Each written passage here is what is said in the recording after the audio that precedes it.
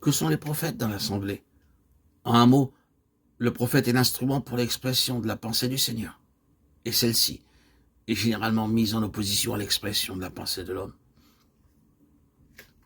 L'injonction que nous avons déjà notée est d'une très grande importance. Être renouvelé dans l'esprit de votre intelligence. Car dans l'homme céleste corporatif, le corps, la pensée du Seigneur, doit prédominer, opérer, être suprême. La pensée du Seigneur est la seule pensée dans cet homme nouveau, cet homme céleste. Vous devez être renouvelé dans l'esprit de votre intelligence si vous devez parvenir à la pensée du Seigneur. La pensée du Seigneur vient par le moyen d'un instrument appelé prophète. Il est l'interprète de la pensée du Seigneur. Il apporte dans le corps la connaissance de la pensée du Seigneur. Cela implique la mise de côté de la pensée de l'homme. Nous pensons bien sûr au fait suivant, combien les prophètes de l'Ancien Testament sont une source de confirmation de ce que nous venons de dire. Car si vous examinez la question, vous découvrirez qu'ils viennent devant le peuple en relation avec les droits de Dieu dans sa maison.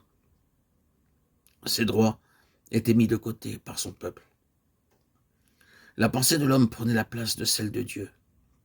Et cela aboutissait habituellement à un très grand mal, de sorte que, avant peu, les droits mêmes de Dieu lui étaient refusés dans sa propre maison, parmi son propre peuple.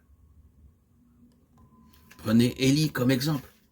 Élie se détache d'une manière prééminente parmi les prophètes en relation avec les droits de Dieu. Et le Carmel est la grande crise quant aux droits de Baal et à ceux de Dieu en Israël. Élie est l'instrument pour l'établissement des droits de Dieu d'une manière absolue, en vue de la destruction complète de cette haute pensée représentée dans les prophètes de Baal. Ces droits sont exprimés dans les termes de la pensée de Dieu pour son peuple, et ainsi tous les prophètes introduisent la pensée de Dieu, l'interprètent, la maintiennent devant le peuple de Dieu, et livrent bataille pour elle, afin que Dieu ait sa place, qu'il ait les choses selon sa pensée. Ceci encore est un fonctionnement de l'homme céleste dans son corps, à savoir de maintenir les choses selon la pensée de Dieu. Nous ne pensons pas particulièrement en ce moment à des gens parmi nous que nous pouvons avoir en pensée d'appeler prophète. Nous ne pensons pas à un office, mais à une fonction. Un fonctionnement vital est ce qui nous préoccupe. Et toute personne qui est ointe et qualifiée par le Saint-Esprit pour maintenir clairement les pensées de Dieu au sein de son peuple, pour faire connaître la pensée de Dieu à son peuple, de sorte que Dieu obtienne sa place et ses droits, et que toutes les autres pensées soient mises à l'écart, accomplit le ministère de prophète. Nous avons tellement tendance à commencer à l'autre bout, en prenant la ligne technique des choses, celle d'attirer des prophètes.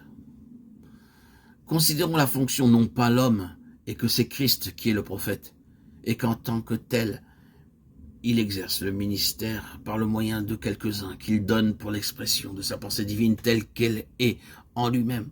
Il est tout à fait possible de réunir ces fonctions dans une seule personne.